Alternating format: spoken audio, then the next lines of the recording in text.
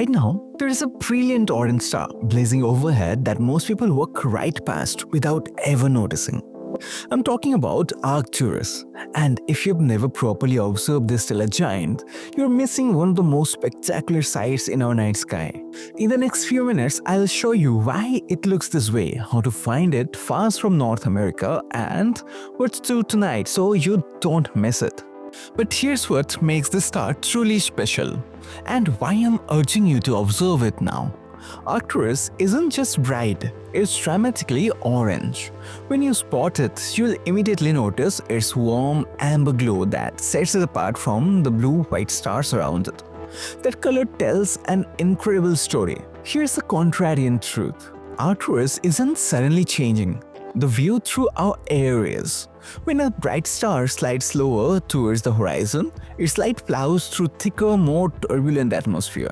That turbulence bends the light rapidly, so it twinkles harder and throws quick red, gold, white, green flashes. The lower it sits up the sunset, the more dramatic it feels, especially on warm, breezy evenings. So no, the star hasn't switched on. You and I are catching it in a phase when Earth's air makes it look supercharged. And that phase ends soon as it sinks into twilight and seasonal glare. Now, how do you find it from North America? Fast and confidently. Start with the Big Dipper. It's your launch pad. Press the curve of the dipper's handle and arc to Arcturus.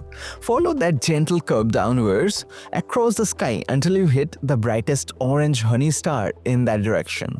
That's Arcturus.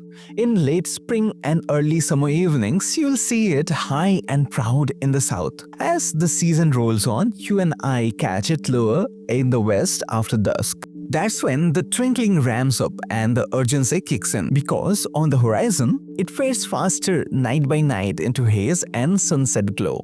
If a bright object nearby looks steady, that's likely a planet. Arcturus will flicker more, especially when low. Why trust me to guide you right now? I spend nights testing naked eye paths that work even in light pollution, teaching beginners to find bright targets in under a minute. I field check timing, color, and altitude so you can go from couch to sky and actually succeed. If you've ever used Arc to Arcturus and landed on that warm beacon within seconds, you and I already share the same sky logic. But here's what makes this star truly special and why I'm urging you to observe it right now. You're looking at a dying star, not dying tomorrow or the next year, we're talking millions of years from now. But Arcturus has already burned through its main fuel supply and expanded into what we call a red giant phase. That orange light you're seeing is the signature of a star that entered the twilight of its stellar life. Think about this. The light hitting your eyes right now left Arcturus 37 years ago. You're literally seeing into the past, watching photons that began their journey when the world was completely different. Now here's why timing matters. We're in prime Arcturus season right now. During spring and early summer evenings, the star climbs high overhead, making it easy to observe and appreciate its true colors. As we move into fall and winter, Arcturus sinks lower towards the horizon, becoming harder to spot and less impressive. Let's be practical. Tonight, if skies are clear, step out after dusk. Face west to southwest and arc from the dipper's handle. You'll spot that golden spark quickly.